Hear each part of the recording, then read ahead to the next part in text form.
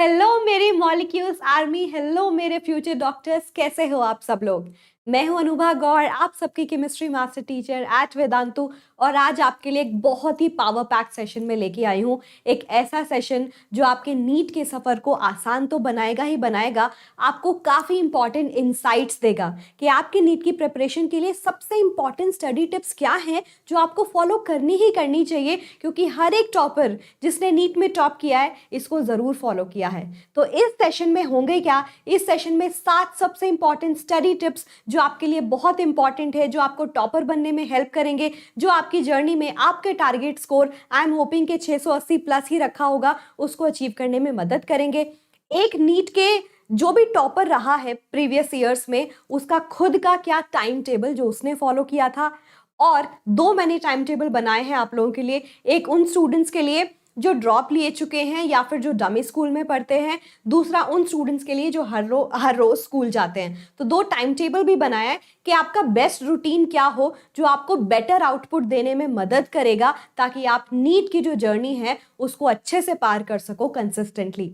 और साथ साथ कुछ एक्स्ट्रा बोनस टिप्स भी मिलेगी कि ये मंत्राज है, इसको तो तुम्हें ज़रूर फॉलो करना है, ये कुछ हिडन सीक्रेट्स हैं। तो इस सेशन में प्लीज़ बने रहना, क्योंकि ये काफ़ी इंपॉर्टेंट सेशन है और आपके नीट की जर्नी को बदल ही नहीं सकता, उसको इस तरीके से इंप्रूव कर सकता है कि आपका ग्राफ बिल्कुल ऊपर ही जाएगा।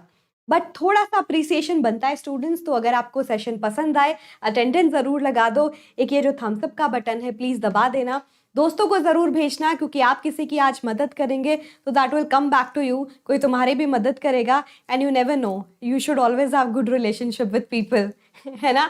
एंड चैनल को सब्सक्राइब कर लो ताकि ऐसे कोई भी इंपॉर्टेंट सेशन को आप लोग मिस ना करो। क्या पता, यू नेवर नो, कौन सा सेशन, कौन सी आपको मेरी बात है किसी और टीचर की बात ऐसी लग जाए कि आपकी जर्नी एकदम ही बदल जाए और आप लाइफ में कुछ बहुत अच्छा अचीव कर लें, है ना। तो प्लीज़ आप ऐसे इंपॉर्टेंट सेशन मिस मत करिए, नोटिफिकेशन ऑन रखिए। वो कैसे होगा, जब आप चैनल को सब्सक्राइब करके रखेंगे, ठीक है। तो चलिए, सारी इंपॉर्टेंट टिप्स मैं दूंगी बारी बारी। सबसे पहली टिप मेरे लिए जो आपको देना चाहती हूँ वो क्या है, number 1 is always follow NCERT. Students, हम क्या कर रहे हैं, हम नीट की तैयारी कर रहे हैं, है ना। नीट की तैयारी के लिए आप सबको पता है कि NCERT is like super super important. और अगर मैं इनऑर्गेनिक केमिस्ट्री की बात करूं तो आंख बंद करके आपको कुछ और नहीं पढ़ना है, आपको सिर्फ और सिर्फ एनसीईआरटी पढ़नी है और कोई दूसरी किताब नहीं पढ़नी। और उस एनसीईआरटी को इजी कौन बनाता है, टीचर्स के लेक्चर्स। चाहे वो आपके खुद के कोई टीचर्स हों, ट्यूशन टीचर्स हों, स्कूल के टीचर्स हो, चाहे आप यूट्यूब की मदद ले रहे हो, जहां से भी आपको लगता है जिस टीचर का समझ आता है उसको फॉलो करो। वो एनसीईआरटी डिकोड करने में तुम्हारी मदद कर रहा है या कर रही है ना। तो डेफिनेटली इनऑर्गेनिक के लिए ये हो गया। फिजिकल केमिस्ट्री हमें लगता है कि बिल्कुल भी इंपॉर्टेंट नहीं है when it comes to your theoretical part, क्योंकि फॉर्मूला बेस्ड सवाल आते हैं, ऐसा नहीं है। कई बार बहुत सिंपल सिंपल सवाल भी आए हैं, जैसे सॉल्यूशंस हो गए, मैंने आप लोगों को दिखाया है, एटॉमिक स्ट्रक्चर हो गए, मैंने आप लोगों को दिखाया है। तो इतना लाइटली मत लीजिए, उसके लिए भी आप एनसीईआरटी को, चाहे बहुत रफ रीडिंग हो बट आपको वो रफ रीडिंग भी करनी चाहिए। And when it comes to organic chemistry, organic chemistry ऐसी है ना स्टूडेंट्स कि शायद वो एक टॉपिक से डायरेक्ट सवाल ना पूछे, वो इंटरमिक्स करके पूछता है। रिएक्शन को कंप्लीट करना हो, रिएजेंट्स को यूज करना हो, तो ऑर्गेनिक इज समथिंग कि खाली एक चैप्टर पढ़ोगे दूसरा नहीं पढ़ोगे तो काफ़ी प्रॉब्लम हो जाएगी। तो ऑर्गेनिक के लिए भी आप एनसीईआरटी को थॉरोली फॉलो कर सकते हो। ये बात प्लीज़ याद रखिए कि ये काफ़ी काफ़ी इंपॉर्टेंट है। And not even for that, अगर मैं बायो की बात करूं तो आपको पता है अमृता मैम आप सबको पढ़ा ही रही है, थोरली पढ़ना है, एक एक चीज़ पढ़ना है। आप चाहो तो थोड़े कलर के हाइलाइटर्स भी यूज़ कर सकते हो, जब भी आपको लगे कि ये इंपॉर्टेंट पॉइंट्स है, ये हमें मिस नहीं करने चाहिए, तो इसको हाईलाइट कर लें। और इसका मतलब ये नहीं है कि आप पूरी बुक को हाईलाइट करें, क्योंकि फिर उसका कोई पॉइंट नहीं है। अगर आपको लग रहा है कि पूरी बुक ही इंपॉर्टेंट है, फिर आपकी प्रिपरेशन में कुछ गड़बड़ है, क्योंकि हम पढ़ा रहे हैं, हम बता रहे हैं कि क्या इंपॉर्टेंट टॉपिक होते हैं। फिर बात आती है स्टूडेंट्स एग्जाम पैटर्न। जब तक आपको यही नहीं पता और आप अंधे तीर चला रहे हैं तो कैसे चलेगा, है ना। जब आपको यही नहीं पता कि आपको एम कहाँ करना है, जब आपको यही नहीं पता कि आप किस पेपर के लिए प्रिपेयर कर रहे हैं और उसका जो एग्जाम के लिए जो टेम्परामेंट चाहिए वही नहीं है, तो बहुत दिक्कत हो जाएगी ना। तो एग्जाम पैटर्न को अच्छे से समझना बहुत इंपॉर्टेंट है बच्चों। मैं आपको बता देती हूँ, मैंने खुद एक बहुत इंपॉर्टेंट एग्जाम की तैयारी की है एंड मैं कुछ नंबर से 4 नंबर से उसको क्लियर नहीं कर पाई। This is one of the reason. पढ़ाई मैंने काफ़ी की, उसको अच्छे से प्लान नहीं किया और उस दिशा में कभी पेपर लगा के ही नहीं देखे कि कुछ पेपर लगा लो ऐसा ही तो पेपर आएगा, तो वो समझ ही नहीं आया। आप समझ रहे हो? So this is like really really important कि एग्जाम पैटर्न को थॉरोली समझ लो। कौन कौन से चैप्टर ज्यादा इंपॉर्टेंट है, कौन कौन से इजी स्कोरिंग चैप्टर्स है, कौन से थोड़े डिफिकल्ट स्कोरिंग है, किन चैप्टर से सवाल आने के चांसेस कंपैरेटिवली कम होते हैं, किन से ज्यादा होते हैं, किन को अच्छे से प्रिपेयर करना चाहिए। तो मैं आपको बता दूं, preparation without knowing the exam pattern is definitely a waste, क्योंकि you don't know what you are getting into. तो ये बहुत इंपॉर्टेंट स्टेप है। मैं आपको बता दूं, नीट का एग्जाम चाहे आप अगले साल दें 2024 में या 2025 में, याद रखिए पेन एंड पेपर बेस्ड है। एटलीस्ट अभी तो ऑनलाइन होने के कोई चांसेस दिख नहीं रहे हैं। 3 आवर 20 मिनट्स का पेपर होता है, जिसमें 20 मिनट्स आपको एक्स्ट्रा रीडिंग के लिए मिलते हैं, ताकि आप कुछ 20 सवाल को नेग्लेक्ट कर पाओ। एक तरीके से आपके पास 180 मिनट होते हैं, 180 सवाल करने होते हैं, क्योंकि 20 सवाल आपको रिजेक्ट करने पड़ते हैं, तो आपको यहाँ पे टाइम मिलता है। कहाँ पे, मैं आपको बता दूंगी। सिर्फ इंग्लिश और हिंदी में नहीं, कुछ रीजनल लैंग्वेज में भी ये पेपर होता है, जैसे उर्दू, असमीज, बंगाली, गुजराती, मराठी, तमिल, तेलुगु, ओरिया, मलयालम, पंजाबी एंड इवन कन्नड़ा। ठीक है, तो अगर आप चाहो तो वो 2 तरीके से पेपर आता है हर एक पेज पे।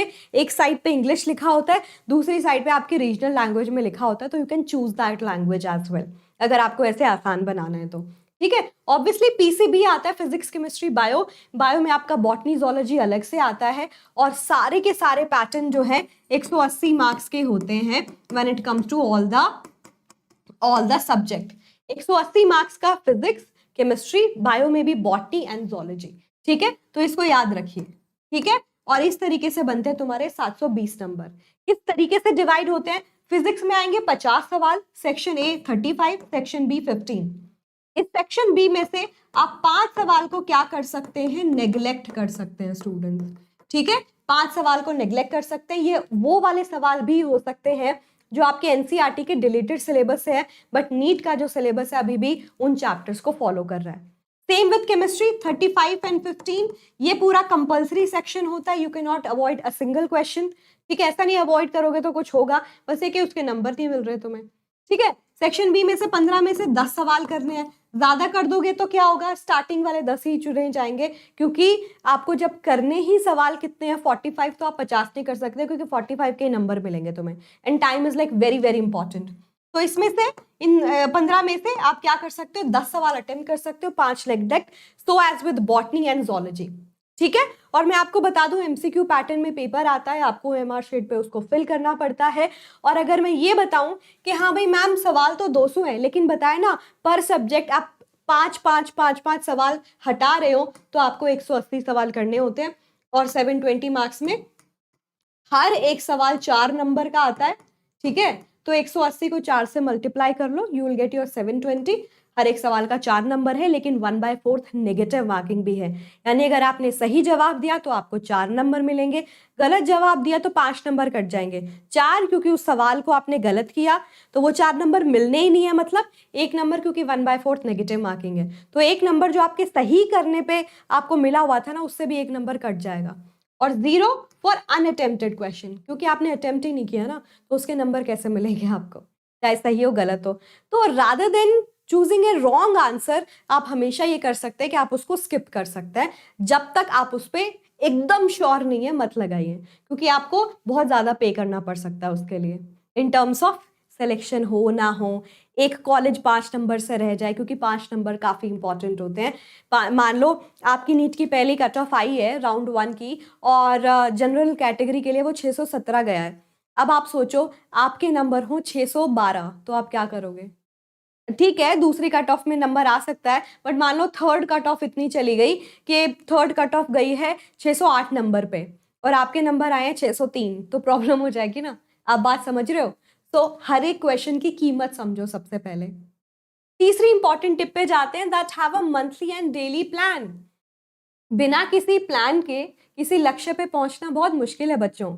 जब आपके पास कोई प्लान ही नहीं होगा, आप देखते हो जब भी कोई इंटरव्यू देने जाता है तो उससे ये सवाल जरूर पूछा जाता है कि आप अगले 5 सालों में, अगले 10 सालों में अपने आप को कहाँ देखते हो, क्योंकि उनको भी लगता है कि एक ट्रेजेक्ट्री, एक पाथ होना बहुत जरूरी है लाइफ में। आपको क्लियर होना बहुत जरूरी है अपने गोल्स को लेके। अगर आपको पता है आपका गोल नीट क्लियर करना है, तो उसके लिए आपको डेली शेड्यूल तो बनाना पड़ेगा ना, कि भाई मेरे को इस टाइम पेपर देना, तो मेरे को हर दिन इतनी पढ़ाई तो करनी पड़ेगी।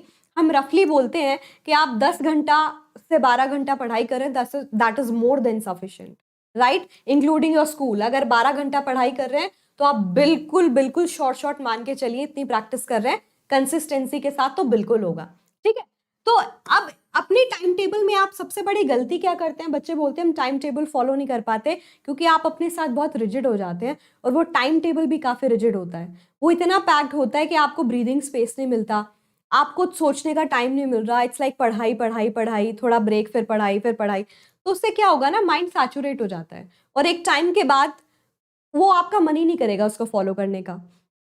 और जब गैप आ जाए ना, हम बोलते हैं कि हम कोई एक्टिविटी 5 दिन कर लेते हैं ना, तो थोड़ा हमें मोटिवेशन मिल जाता है उसको आगे करने का। बीच में तुमने उसको ब्रेक कर दिया, फिर वो मोटिवेशन ही नहीं आएगा वापस करने का।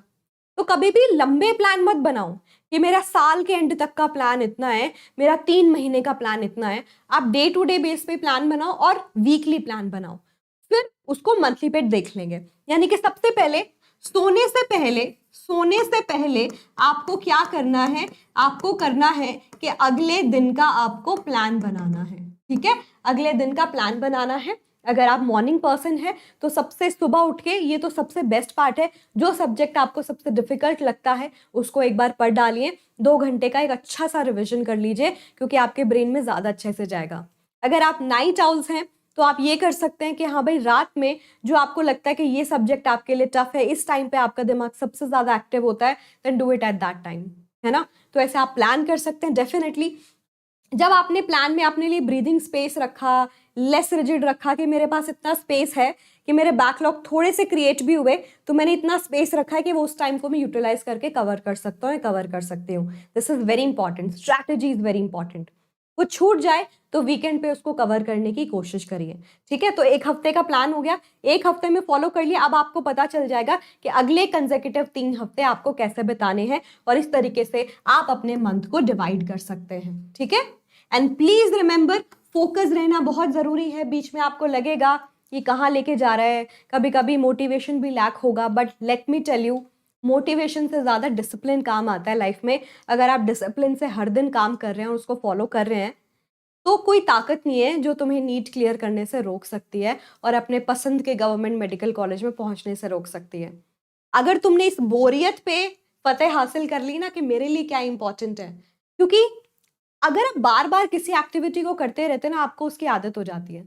आप एग्जाम टाइम को याद करने की कोशिश करिए। अगर आप 20-21 दिन आपके एग्जाम चलते हैं, आप रोज रोज पढ़ाई करते हैं, वो आदत हो जाती है। जब खत्म होता है ना, 2-3 दिन बड़ा खाली लगता है, क्योंकि आपको उस एग्जाम के पैटर्न की, उस दिनचर्या की आदत हो गई थी। तो ये सोचो, ये तुम्हारी दिनचर्या है, और कुछ पाने के लिए कुछ होना पड़ता है ना। फ्यूचर डॉक्टर बनना है, फ्यूचर से फ्यूचर हटा देते, डॉक्टर बनना है, तो थोड़े सैक्रिफाइसेस तो देने ही पड़ेंगे। अगर आपको लगे दूसरा इंसान ये कर रहा है, मस्ती कर रहा है, उनको वो समझ आएगा एक टाइम के बाद, तुम्हारे लिए टाइम इंपॉर्टेंट है, तुम उसको सही जगह यूटिलाइज करो, ठीक है। Very very important. And please remember, 4th tip is solve mock test papers. किस तरीके से सॉल्व करोगे, मैं पैटर्न बता देती हूँ। जब तक, अगेन मैंने बताया था, एग्जाम पैटर्न जानना बहुत जरूरी है। पैटर्न समझ आ गया तो ये भी तो समझ आए पेपर आता कैसा है। एग्जाम टेम्परामेंट पे भी तो हमें फतेह हासिल करनी है ना, कि उस 3 घंटे 20 मिनट में हम अपने आप को कैसे बेटर तरीके से यूटिलाइज करने दे रहे हैं अपने दिमाग को, वो गेम चेंजर हो सकता है। अच्छे अच्छे लोग कई बार फेल हो जाते हैं जस्ट बिकॉज वो उस टाइम को हैंडल नहीं कर पाते ढंग से। कुछ सवालों पे अटक गए तो अटक गए, फिर पीछे रह जाते हैं, फिर लास्ट में कई लोग तो ऐसे ओएमआर शीट पे मार्क करते हैं, चलो बीबी बीबी कर देते हैं। ये तो कहीं नहीं लेके जाने वाला ना, क्योंकि नेगेटिव मार्किंग है। अगर मान लो नेगेटिव मार्किंग ना हो तब आप तुक्के मारो तो चलता है, बट यहाँ पे बहुत रिस्की है। तो लेट मी टेल यू, आप मॉक टेस्ट पेपर जरूर जरूर लगाइए, क्योंकि आप एग्जाम फ्रेंडली होते चले जाते हैं, राइट। सबसे पहले आप चैप्टर वाइज करिए। चैप्टर वाइज कैसे करिए? चैप्टर वाइज आपको पता है कि हाँ, नीट में ये तरीके के सवाल आते हैं। आप अगर वेदांतु ऐप को फॉलो करते हैं, वहां पे आपको ऑप्शन मिलता है क्रिएट अ टेस्ट। जैसे आप कोई चैप्टर कंप्लीट करते हैं, आप चैप्टर वाइज टेस्ट भी दे सकते हैं नीट के पैटर्न के हिसाब से, एमसीक्यू पैटर्न के हिसाब से। तो आप यूज टू हो जाएंगे कि इस चैप्टर से इस तरीके के सवाल पूछे जाते हैं। ये आप फॉलो कर सकते हैं एनसीईआरटी पढ़ते वक्त भी, कि जब मैं एनसीईआरटी पढ़ रहा हूँ उससे पहले मैंने एक बार ये देख लिए कि इस चैप्टर से, अगर आप तत्वा बुक्स फॉलो करते हैं वेदांतु की, वेल एंड गुड। अगर आप कोई और बुक भी फॉलो करते हैं, प्रीवियस ईयर के क्वेश्चंस एमटीजी पब्लिकेशन की आती है, एक बार उसको थॉरो कर लो कि भाई नीट में इस तरीके के सवाल पूछे गए हैं इस चैप्टर से, फिर एनसीईआरटी पढ़ो। जब तुम पढ़ोगे ना तुम्हें याद आ जाएगा, अच्छा यहाँ से सवाल आया था, अच्छा इस लाइन से ऐसा सवाल बन सकता है। तो हमेशा एक कॉम्बिनेशन जरूर फॉलो करो, NCERT with your previous year question paper, and उसके साथ साथ मॉक टेस्ट पेपर भी लगाने हैं चैप्टर वाइज। फिर आप क्या करो, सब्जेक्ट वाइज टेस्ट देने हैं, और जब सब्जेक्ट वाइज टेस्ट हो जाए, सब्जेक्ट वाइज के बाद में फुल पेपर देने हैं, ठीक है। और स्टार्टिंग में पता है कॉन्फिडेंस हिलता है, स्टार्टिंग में ऐसा भी होगा कि तुम्हारे 150 नंबर आ रहे हैं, but it's all about your progress. अगली बार 170 आएंगे, हो सकता है अगली बार 160 आ जाए, फिर हो सकता है अगली बार 165, हो सकता है 140 भी आए, पर धीरे धीरे धीरे धीरे आपको पैटर्न समझ आने लगेगा, आप यूज टू हो जाएंगे, आपका दिमाग ज्यादा चलेगा, आपको टेक्निक समझ आ जाएगी इनको कैसे जल्दी सॉल्व करना है। और ऐसा भी होगा कि एग्जाम से एक महीना पहले आपका स्कोर 620, 630, 650, 670 तक पहुंच जाए। अभी हमने एक इंटरव्यू लिया था एक बच्चे का, जो वो बोलती थी कि लास्ट में जाके 150 से उसने सफर तय किया है 670, 680 का। फिर जब एग्जाम हुआ उसके 695 आए थे। आप देख लेना, इस चैनल पे आपको इंटरव्यू मिलेगा भी दिशा का, ठीक है। तो that can definitely be possible अगर आपने उसको फॉलो किया तो it's all about what students, fifth point, track your progress, do better than yesterday. आपको अपने स्टार्टिंग के रिजल्ट से बिल्कुल भी हताश नहीं होना है कि ये रियलिटी है और नीट क्लियर नहीं होगा। क्यों नहीं होगा, अभी इतने नंबर आ रहे हैं तो तब तक क्या आएंगे। This game is all about read, revise, practice, और इस प्रैक्टिस को फिर प्रैक्टिस प्रैक्टिस प्रैक्टिस, ठीक है। This is the whole game is about. आपने पढ़ा, रिवाइज किया, practice practice practice, then come back, read, revise, practice practice practice. अगर आप इसको फॉलो कर रहे हैं ना, तो आप देखोगे कि तुम्हारी जो जर्नी जहां से शुरू हुई थी, जीरो से शुरू हुई थी, और वो बढ़ बढ़ के तुम्हें हीरो तक बना रही है, और तुम्हें वो डॉक्टर बनाने का सपना दिख रहा है सोते वक्त कि हाँ ये मेरा ड्रीम कॉलेज है, मैं यहाँ जाएगा, मैं यहाँ जाएगी। जब भी लगे कॉन्फिडेंस शेकी हो रहा है, अपने सपनों में यही सोचो कि मैं इस कॉलेज का स्टूडेंट या इस कॉलेज की स्टूडेंट हूँ, मैं एक्सपेरिमेंट, मैं लैब में जाके ये कर रही हूँ, मैं इस तरीके से लेक्चर अटेंड कर रहा हूँ। आप समझ रहे हो, उसको फील करके देखो, आपके चेहरे पे अल्टीमेटली वो मुस्कान आ जाएगी, और अल्टीमेटली वो कॉन्फिडेंस आ जाएगा कि यार दिक्कतें तो आती है, इतना आसान अगर सफर होता तो बात ही क्या थी। बट आप देखोगे कि आपको हिम्मत मिल जाएगी इससे लड़ने की, है ना। तो वेरी वेरी इंपॉर्टेंट, मैं पहले ही बता रही हूँ, इट विल डेफिनेटली हैपन कि स्टार्टिंग का सफर इजी नहीं होगा, स्कोर भी कम आएंगे, but always make sure that you track your progress. एक छोटी सी डायरी बना लो, जब भी आप अपना टेस्ट हो ना, डेट के साथ ही लिखते रहो इतने इतने नंबर आए, हर एक दिन इतने इतने नंबर आए। आप जब उसको एग्जाम के बाद देखोगे ना, you really feel proud on your self कि तुम कितना दूर आ गए हो। समझ रहे हो। So very very important students, very very important. आप सोचो इस जर्नी में 6 टिप मैं डेफिनेटली ये बोलूंगी दैट क्लियर योर डाउट्स। आप पेपर सॉल्व कर रहे हो, आप पढ़ भी रहे हो, लेकिन वो पेपर सॉल्व करते वक्त या पढ़ते वक्त आपको डाउट आए, वो डाउट ही क्लियर नहीं हुए, तो ऐसा थोड़ी ना होगा कि एग्जाम आपके हिसाब से बन के आएगा। जो आपके डाउट आए उसमें से सवाल आ सकता है ना। तो आप लोगों को क्या करना है बच्चों, यू हैव टू इंश्योर कि तुम्हारे डाउट क्लियर हो। तुम्हारे पास गूगल है, तुम्हारे पास यूट्यूब है, there are so many doubt solving app, ठीक है, जिनका आप सहारा ले सकते हो। यूट्यूब के लेक्चर्स में आप टाइप करोगे तो भी आपको मिल जाएगा। तो डाउट जरूर क्लियर कर लो। स्कूल है, कोचिंग है आपकी, जहां पे भी आपको लगता है, कोई भी टॉपिक अनफिनिश नहीं छोड़ना है, बिकॉज नीट का game is all about accuracy. अगर आपने सही नहीं किया, एक सवाल गलत किया, 5 नंबर जैसा मैंने बताया तुम्हारी रैंक को काफी नीचे कर देगा। और एक्यूरेसी कैसे अचीव होगी, जब तुम्हें हर एक टॉपिक का सोल्यूशन पता है कि इसको कैसे पढ़ना है, इसमें से क्या सवाल पूछे जाते हैं, इस सवाल का आंसर क्या होगा।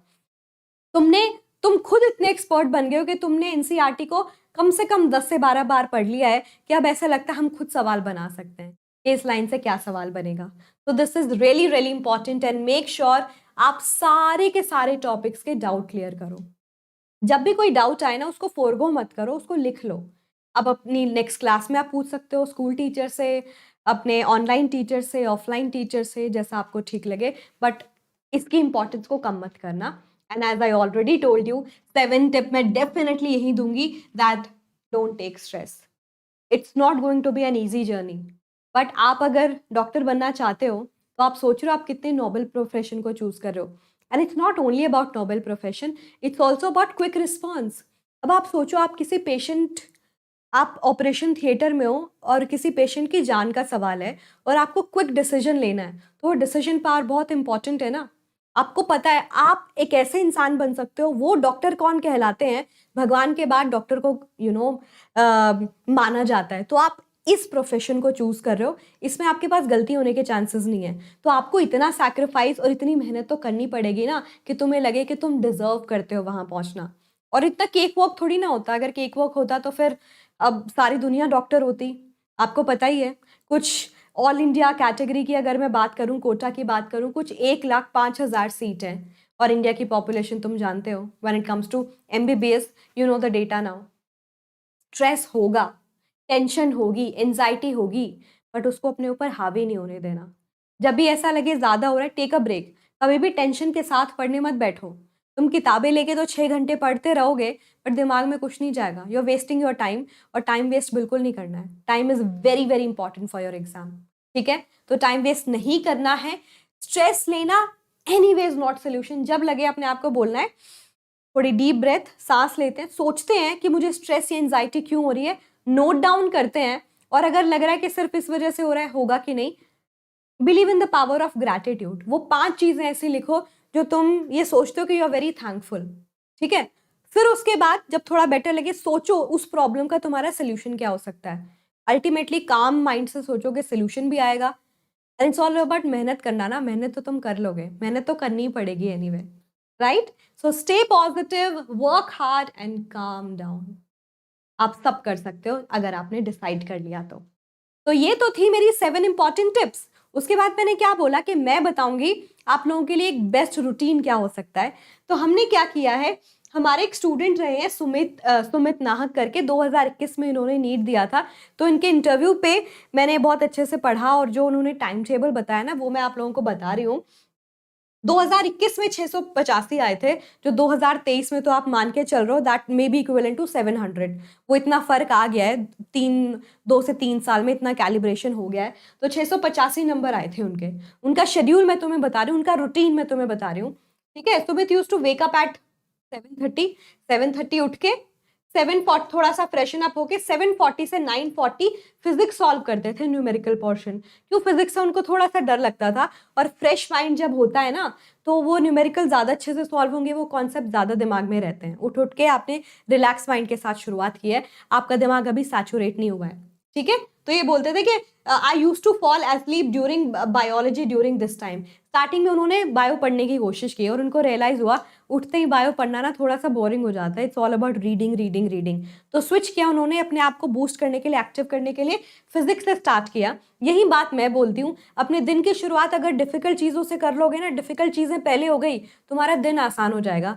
ये स्ट्रेस एनीवे कम हो जाएगा कि तुमने एक मेजर काम निपटा लिया। बड़े बड़े लोग भी यही बोलते हैं, बड़े बड़े एंटरप्रेन्योर्स भी इतनी प्रोडक्टिविटी से इसीलिए काम कर पा रहे हैं, जो इतनी बड़ी बड़ी कंपनी संभाल रहे हैं, समझ रहे हो। 9 से 9:30 ब्रेकफास्ट, 9:30 से 11, हाँ थोड़ा सा चार्ज हो गया ब्रेकफास्ट करके। फिर बायो का रिवीजन किया अच्छे से। 11 से 12 केमिस्ट्री क्वेश्चन की प्रैक्टिस की, कहाँ से, एनसीईआरटी रीडिंग के साथ एक चैप्टर को थॉरली थोड़ा सा रिवाइज कर करके साथ साथ सवाल लगा लिए। एंड जनरली फिजिकल केमिस्ट्री, ठीक है, क्योंकि सवाल लगा लोगे तो हैवी पोर्शन तुमने पहले ही कर लिया। लंच, टीवी, उन्होंने खुद बोला है कि भाई ऐसा नहीं है कि डिस्ट्रैक्शन, तुम अपने माइंड को, अपने आप को कंट्रोल कर सकते हो अगर तुम फोकस्ड हो तो उन्होंने बोला कि मैं तो थोड़ा सा टीवी और वेब सीरीज वगैरह भी देखता था, but I used to plan properly. आप सब कर सकते हो अगर तुमने प्रॉपरली प्लान किया है। एंड आगे देखो, 1:30 से 3 बायो क्वेश्चन सॉल्विंग रिविजन के साथ। उसके बाद अगर बात करें 3 से 5 केमिस्ट्री, फिर आगे इनऑर्गेनिक पे। अब रीडिंग वाला पार्ट कर लेते हैं, इनऑर्गेनिक पढ़ ली, ठीक है, रिवाइज कर लिया एनसीईआरटी से। 5 से 6:15 used to listen to songs to relax my mind with snacks. कुछ ऐसे कुछ खा लिया, चाय कॉफी स्नैक्स, नॉट श्योर आप लोग पीते हो, जो भी है आप देख सकते हो। थोड़ा सा ब्रेक ले लिया बीच में पढ़ते पढ़ते। 6:15 से 8:30 अगेन बायो रिविजन, क्योंकि आपको पता है bio is all about botany and zoology, आपको दोनों पार्ट कवर करना है, तो वो इस तरीके से डिवाइड किया हुआ था। डिनर, थोड़ा बहुत टीवी, अपना सीरीज वीरीज देखा, थोड़ा सा माइंड को रिफ्रेश किया। 10:30 से 11:30 फिर फिजिक्स सॉल्व किया, फॉर्मूला रिविजन, एंड क्या कह रहे हैं कि एनसीईआरटी भी सॉल्व की मैंने। एनसीईआरटी पढ़ने का थोड़ा मन कम करता था फिजिक्स का, क्योंकि physics is numerical portion more, but थोड़ा थोड़ा कई बार देखा डायरेक्ट सवाल आए हैं, तो थोड़ी सी एनसीईआरटी पढ़ने की फिजिक्स में भी कोशिश की, जबकि बायो और केमिस्ट्री के लिए थोड़ा ज्यादा रेलिवेंट है when it comes to physics. 11:30 से 12:30 थोड़ा ऑर्गेनिक केमिस्ट्री किया। ऑर्गेनिक केमिस्ट्री रिएक्शन वाला पार्ट था, उसको मैकेनिज्म लगाए, इससे ये बनेगा, इससे ये बनेगा, ठीक है। और फिर स्लीप, क्योंकि 7:30 उठना भी है, एंड 7 घंटे की नींद, 6.5 से 7 घंटे की नींद बहुत ज़रूरी होती है। मैं यही बोलूँगी, अपनी नींद से भी इतना कॉम्प्रोमाइज़ मत करो, क्योंकि तुम्हें अगले दिन वो मोटिवेशन आना चाहिए, ना कि तुम नींद में रहो। तो 7 घंटे की नींद को मेक श्योर करो। एंड देखो, ये लाइन बहुत ही मोटिवेटिंग थी मेरे लिए तो सुन के। Then finally sleep while imagining myself in my dream college. जब तुम सपनों में और सपनों से जाग के एक ही चीज़ सोच रहे हो, एक ही चीज़ के बारे में प्लान कर रहे हो, तो बस पूरी कायनात तुम्हें उससे मिलाने में लग जाएगी। बस मेहनत करते रहो। Just don't be a thinker, just be a doer also. सिर्फ सोचने से नहीं होगा, बट करने के बाद सोचने से ज़रूर होगा, है ना। Believe in the power of manifestation. मैंने मैनिफेस्ट कर लिया सपनों में ये होगा, ठीक है, होगा, बिल्कुल होगा, राइट। तो ये तो था सुमित जी का time table, one of the topper. अब मैंने आप लोगों के हिसाब से थोड़ा सा टाइम टेबल को ट्विक किया है। तो ये उन बच्चों के लिए जो ड्रॉपर्स था, जैसे हमारे सुमित जी थे। ड्रॉपर कैटेगरी में आपको कैसे फॉलो करना चाहिए, क्योंकि आपके पास पूरा दिन है प्लान करने के लिए, या फिर वो स्टूडेंट्स छुट्टियों के टाइम पे है, जब भी छुट्टी आती है तो, या लॉन्ग ब्रेक है आपके पास, तो आपको क्या फॉलो करना चाहिए, ठीक है। 6:30 से 8 बजे थोड़ा उठो, थोड़ा बेसिक एक्सरसाइज करो, breakfast and other essentials you can do it. उठ गए, थोड़ा खुद को रिचार्ज कर लिया, बेसिक एक्सरसाइज कर ली, मुंह वूह धो के नहा के, जैसा आपको ठीक लगे, आपने नाश्ता कर लिया, एनर्जी मिल गई काम करने की। 8 से 11 you can solve your problems on weak areas. किसी के लिए वो फिजिक्स हो सकता है, किसी के लिए वो फिजिकल केमिस्ट्री हो सकती है, किसी के लिए वो इनऑर्गेनिक केमिस्ट्री हो सकती है, जो भी आपको लगे, जो भी आपके लिए हैवी है, उस सब्जेक्ट को पढ़ो और उसके सवाल लगाओ, कॉन्सेप्ट पढ़ो, उसके सवाल लगाओ, ठीक है। उसके बाद क्या करो, थोड़ा सा ब्रेक ले लो, जो भी आपको ठीक लगे। 12 से 2 अगर आप स्कूल के स्टूडेंट हैं, हॉलीडे में हैं, तो आप अपने होमवर्क कंप्लीट कर सकते हैं कि हाँ भाई अगले दिन जाना है तो ये काम कंप्लीट करना पड़ेगा। एंड एनीवे जो भी वो काम मिलता है वो आपको नीट में तो हेल्प कर रहा है ना, क्योंकि सिलेबस तो वही है। या एंड असाइनमेंट्स, अगर आप ड्रॉपर हैं तो आप असाइनमेंट सॉल्व करिए। आप इस टॉपिक का भी असाइनमेंट सॉल्व कर सकते हैं, या आपको पता है कि हाँ ये टॉपिक आपने पढ़ रखे हैं पहले, मुझे रिविजन करना है, you can do the revision also. 2 से 3 लंच करो, थोड़ा सा स्मॉल नैप। स्मॉल नैप की पावर ना, बड़ी ही पावर नैप भी बोलते हैं इसको, बड़ी ही शक्तिशाली चीज होती है ये, कि अगर आप एक छोटा सा नैप लेते हो 15 से 20 मिनट का, this will really help you, आपकी एनर्जी वापस आ जाती है, ठीक है, और अच्छे से पढ़ाई कर पाओगे। 3 से 5 कोचिंग की जो है pre study, you can do that, read subject which you find interesting. खाने के बाद थोड़ा सा नींद आने लगती है, बट उठ के आप रिचार्ज कर चुके हो अपने आप को पावर नैप लेके, तो आप उस पर क्या कर सकते हो। आपको अगर शाम को कोचिंग जाना होता है या ऑनलाइन स्टडी करनी होती है, ऑनलाइन क्लासेस अटेंड करनी होती है, तो आप उसकी प्री स्टडी भी कर सकते हो, या फिर अगर आप सिर्फ ड्रॉप करके खुद से पढ़ाई करो, you can read the subject जो आपको अच्छा लगता है। It can be bio also, क्योंकि मोस्ट ऑफ द स्टूडेंट्स यही बोलते हैं कि बायो अच्छी लगती है। तो तुमने स्टार्ट कर लिया मान लो फिजिक्स से, यहाँ पे तुमने बायो कर लिया, थोड़ा सा खुद को स्नैक्स ब्रेक दे लिया, ठीक है, थोड़ा सा वॉक भी कर लो, क्योंकि बैठे बैठे एक जगह माइंड भी थोड़ा सा वो हो जाता है सैचुरेटेड, थोड़ा सा वॉक कर लो, ब्रिस्क वॉक करना हमेशा, क्योंकि वो आपकी बॉडी को भी माइंड को भी एक्टिव रखने में हेल्प करती है। 6 से 9 it can be coaching, it can be your revision, ठीक है। एक और सब्जेक्ट को तुमने चूज कर लिया, उस सब्जेक्ट का तुमने रिविजन कर लिया। रिविजन कैसे करना है, एनसीईआरटी साथ में खोल के बैठो, ऑनलाइन क्लासेस से भी आप उसकी स्पीड को ज़रूर देख लेना कि तुम 1.5x पे रखो, इतनी सफिशिएंट होती है। जब हम नॉर्मली बात करते हैं तो ऐसा लगता है कि बहुत स्लो है, ठीक है। You can do that also depending upon कि आप कोचिंग जाते हैं नहीं, तो तीनों सब्जेक्ट तुम्हारे कवर हो गए। थोड़ा सा डिनर कर लो, फैमिली टाइम। अच्छा, कई लोग अर्ली डिनर भी करते हैं, तो अगर आपको 9 PM पे नहीं करना, 8 PM पे करना है, तो आप 8 PM से 8:30 खुद को ब्रेक दे दो, ठीक है, 8:30 या 8:45 दे लो कि चलो पेरेंट्स के साथ भी थोड़ा बैठ जाते हैं। उसके बाद 8:45 पे बैठ जाओ, यू कैन स्टडी टिल 11, ठीक है। फिर 8:45 से 11 तक you can do what, make notes and revise what you study through out the day. Revise कर लो कि हाँ भाई मैंने पूरे दिन में तीनों सब्जेक्ट में ये पढ़ा है। जब आप सेम डे का सेम डे रिवाइज कर लेते हो ना, आप समझ नहीं पा रहे कि आप अपना कितना टाइम सेव कर सकते हो। This is a really really important tip, और बहुत ही साइंटिफिक स्टडी भी है कि अगर आपने आज जो पढ़ा, आपने उसको एक दिन बाद रिवाइज किया तो आप 50 से 60% रिटेन करेंगे। आपने 3 दिन बाद रिवाइज किया, 3 दिन बाद कितना याद रहता है, वो चला जाता है 30% पे, और एक हफ्ते बाद तक तो वो बिल्कुल गायब हो जाता है, कुछ 5-10% रहता होगा। तो मैं आपको पावर बता रही हूँ। अगले दिन पे आप, मतलब अगले दिन सोचते हो आपको कितना याद रहेगा, 50% के आसपास, 50-60। 3 दिन में 20-30%, हफ्ते में बिल्कुल भूल जाते हो। लेकिन आपने जो पूरे दिन में दोनों तीनों सब्जेक्ट पढ़े, रिवाइज किए अच्छे से, शाम को अगर आपने नोट्स बनाए हुए हैं, वेल एंड गुड, जो पढ़ा है क्विकली उसको लिख के देख लिया कि मैं खुद से रिवाइज करने की कोशिश करती हूँ, ये था, ये इंपॉर्टेंट पॉइंट्स थे, समरी बना ली तुमने, तुम्हारा रिविजन हो गया अच्छे से। अब तुम चाहो तो 3 दिन बाद रिवाइज कर सकते हो, या हफ्ते में वीकेंड को, संडे को इसीलिए रखो फिर से रिवाइज करने के लिए जो पढ़ा है। तो this will be really helpful. 11 बजे सो जाओ क्योंकि तुम्हें फिर 6:30 बजे उठना है, ठीक है। तो इतनी नींद भी जरूरी होती है, राइट। अब ये उन स्टूडेंट्स के लिए जो रेगुलरली स्कूल जाते हैं, क्या आप स्कूल जाते हो? बता दो मुझे, स्कूल कौन कौन जाता है? तो अगर आप स्कूल जाते हो, you can follow this time table. School जाने वालों के साथ थोड़ी और डिफिकल्टी हो सकती है मैनेज करने के लिए, तो आपको जल्दी उठना पड़ेगा। आई नो डिफिकल्ट हो सकता है, सही टाइम पे सही आदत डालोगे तो बढ़िया, वरना बाद में पछताओगे। मैं भी am not an early riser, but अभी भी मुझे लगता है कि काश टाइम रहते अपना शेड्यूल ठीक कर लिया होता, क्योंकि जो जल्दी उठते हैं ना, इट्स लाइक उनके पास एक्स्ट्रा टाइम होता है, एंड दैट इज ट्रू। आप करके देखो, कंपेयर करके देखो, you will feel that you have extra time and you can utilize it properly. जल्दी उठिए, 5:30 से 6:30, थोड़ा उठ के ब्रश व्रश करके just try to revise the difficult subject as I told you, जो भी आपको लगता है। फिर स्कूल के लिए रेडी हो जाइए, ठीक है। अपना ब्रेकफास्ट वगैरह करके 7:30 से 8 बजे जनरली लोगों का स्कूल होता है। It can be 7:30, it can be 1 to 2, ठीक है। स्कूल जाइए, स्कूल में अगर आपको कोई फ्री पीरियड मिलता है, यू कैन प्रैक्टिस जो सुबह पढ़ा था। सुबह फिजिक्स पढ़ी, थोड़े से सवाल लगा लिए, you can carry booklet in your bag कि हाँ ये प्रीवियस ईयर के सवाल है, मैं साथ साथ लगा लूँ।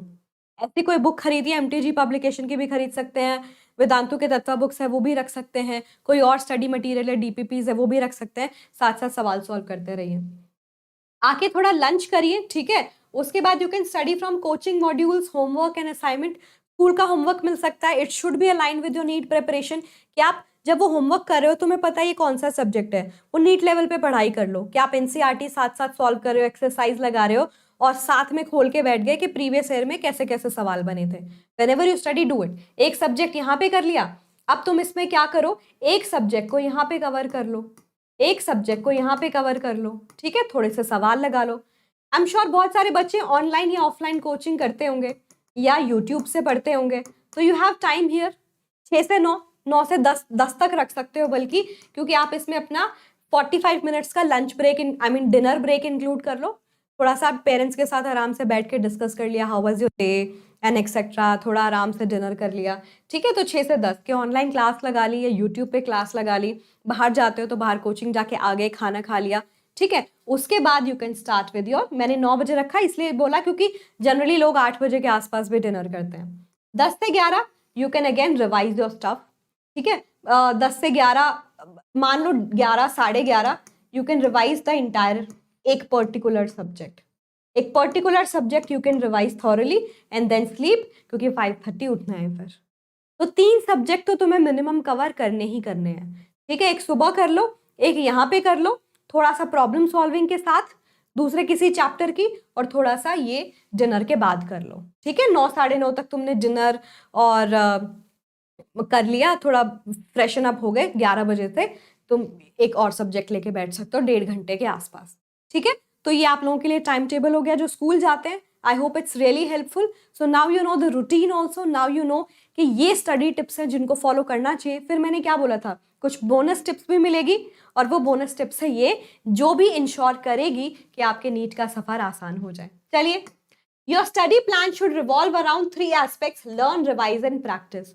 ये मंत्रा कर लो, LRP, ठीक है, ये तुम्हारा मंत्रा होना चाहिए। कोई पूछे लिख लो यो LRP। LRP का मतलब है लर्न करो, पढ़ो उसको अच्छे से, रिवाइज करो और फिर प्रैक्टिस।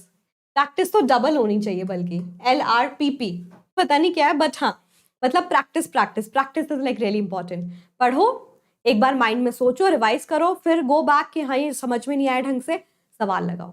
सवाल लगाना इज द बिगेस्ट की। हर एक चैप्टर के तुम्हें 150 से 200 क्वेश्चंस लगाने हैं, ठीक है, ये बात जरूर याद रखना। Difficult topic must be studied thoroughly and wisely. आपको लगे यार ये मुश्किल है, ये मुझसे नहीं हो रहा, ये छोड़ देते हैं, अगले टॉपिक पे बढ़ जाते हैं, बाद में देख लेंगे, वही तुम्हें सबसे ज्यादा हॉन्ट करेंगे। नहीं समझ आ रहा है, 10 रिसोर्सेज यूज करो। तुम्हें यूट्यूब की इतनी पावर है कि एक ही सब्जेक्ट पे तुम्हें कम से कम 50 लोगों के वीडियो, 100 लोगों के वीडियोस मिल जाएंगे। You can figure it out. एक से समझ नहीं हो रहा, दूसरे से टाइम सेव करो, तुम रियलाइज कर लोगे 2-4 बार जब ये प्रैक्टिस करोगे किनका समझ आ रहा है। You can take help from your online and offline tutors also, तो यहाँ से भी हो जाएगा, बट इसको लाइटली मत लेना। जब कोई चैप्टर बहुत लंबा है, जैसे मैं बात करूं स्ट्रक्चर ऑफ एटम, थोड़ा लंबा चैप्टर है, ठीक है, तो जैसे कि एल्डिहाइड कीटोन कार्बोक्सिलिक एसिड एक लंबा चैप्टर है, don't study it in one go, क्योंकि बहुत डिफिकल्ट हो जाता है। हम अपने आप से बहुत ही अनरियलिस्टिक एक्सपेक्टेशन रख लेते हैं, अनटिल एंड अनलेस तुमने उसको 2 से 3 बार रिवाइज किया है। नहीं किया ना, मान लो पहले से दूसरी बार पढ़ रहे हो, तो उसको ऐसे डिवाइड करो कि आज मेरे को इतने टॉपिक कंप्लीट करने हैं। जब आपने एक चैप्टर को डिवाइड कर लिया टॉपिक वाइज के इतने टॉपिक कवर कर लें, that will be a really good strategy. Okay, overwhelm नहीं करना है खुद को। क्या नहीं करना है? ओवरवेल्म नहीं करना है, अनरियलिस्टिक टारगेट नहीं सेट कर रहे हैं, ठीक है। मोटिवेशन कब आएगा, मन कब करेगा काम करने का? जब तुम्हारे टारगेट्स हर दिन के रात तक अचीव हो जाएंगे, तुम्हें अच्छा लगेगा। So this is very important, please do that. Make comparative charts for 2 और more related topics, terms and processes. ये ऑर्गेनिक में तो काफी काम आता है, ठीक है, and I am sure physical chemistry में तो होता ही है, फिजिक्स में भी होता होगा कि भाई जब कोई न्यूमेरिकल बनता है उसने पहले के 2-3 जो टॉपिक है वो इंक्लूड करके पूछ लिया, राइट। ऑर्गेनिक में सारे चैप्टर की नॉलेज यूज कर ली एक पूरे प्रोसेस को करने में। इससे ये बनाना है, ए से ई बनाना है, ये डला फिर ये हुआ ये हुआ। जब तक आप थोरो नॉलेज नहीं रखोगे ना ऑर्गेनिक की, तब तो मुश्किल हो जाएगी। तो चैप्टर को सीक्वेंस में पढ़ना भी बहुत जरूरी है। तो ऑर्गेनिक में please remember, don't break the sequence at all. Sequence wise पढ़ाई करनी है। जब सीक्वेंस वाइज 1 से 8 तक जाओगे तभी चीजें अच्छे से समझ आएगी, ठीक है। एंड वो पढ़ते वक्त 2-3 चीजें जरूर करनी है। वो क्या है?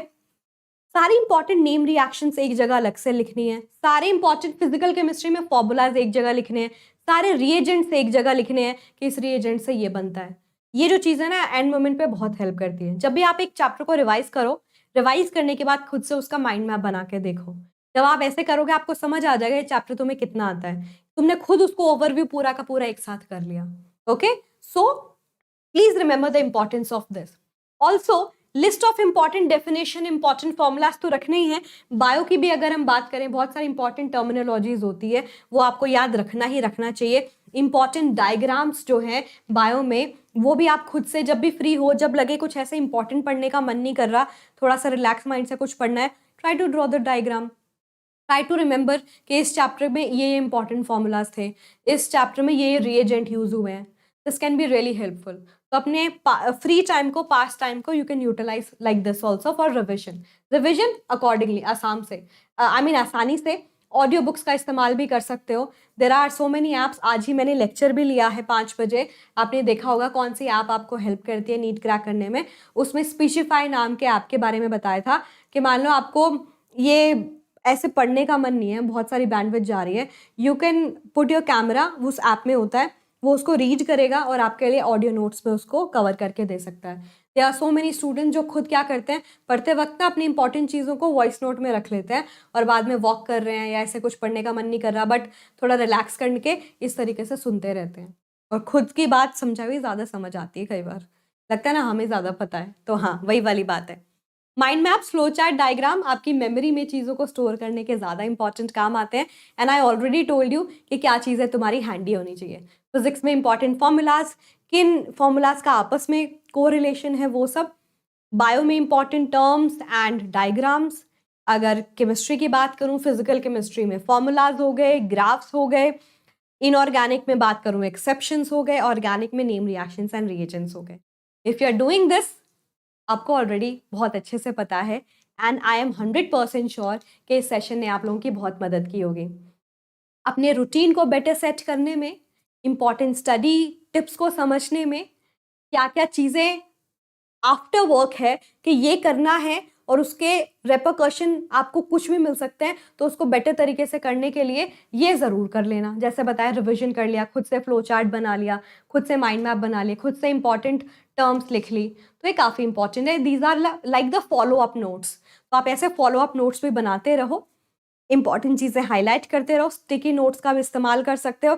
जब एनसीईआरटी पढ़ रहे हो, लग रहा है ये कंक्लूजन है, ऐसा सवाल आया है, यू कैन पेज दो स्टिकी नोट्स. आप सबकी खुद की किताबें हैं, उसको अच्छे से यूटिलाइज करो. लगना चाहिए नीट के एग्जाम तक कि आपने इसको काफ़ी पढ़ा है, राइट?